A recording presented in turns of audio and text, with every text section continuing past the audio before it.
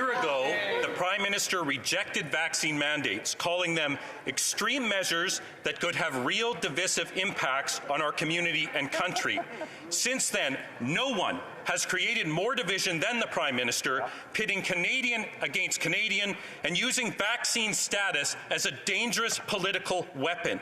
In the words of a senior Liberal today, now that we have one of the most vaccinated populations in the world, we've never been so divided. When will the Prime Minister stop dividing Canadians and end his punitive vaccine mandates? The Honourable Minister of Health. Merci, Monsieur le Président, et j'apprécie particulièrement. Thank you, Mr. Speaker.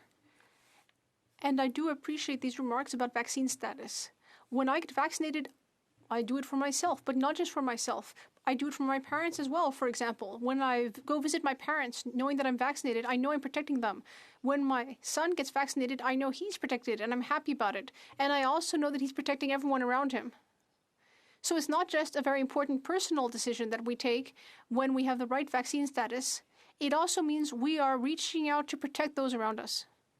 Thank you, Mr. Speaker. The Prime Minister is double vaccinated, had his booster, and just contracted COVID-19. So using mandates to discriminate against Canadians based on their vaccine status is absolutely punitive and discriminatory. A senior Liberal called on the Prime Minister to stop dividing Canadians on the issue of vaccine status. When will the Prime Minister start listening to the science, start listening to public health officials, start listening to his own members of Parliament, and end his campaign of discrimination and division against Canadians?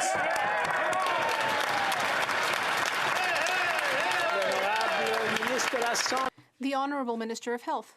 Mr. Speaker, I wish to speak with respect, but also with honesty. I'm a bit troubled by what I hear, which is the belief that vaccination doesn't work. Mr. Speaker, vaccination does work. About a year ago, science gave us the gift of vaccination. We had waited for that for an entire year, Mr. Fraser. Since then, we have millions of Canadians have chosen to do the right thing, which is to get vaccinated. I'm very troubled by the fact that on the opposite side of this House, there are still people that don't believe in vaccination.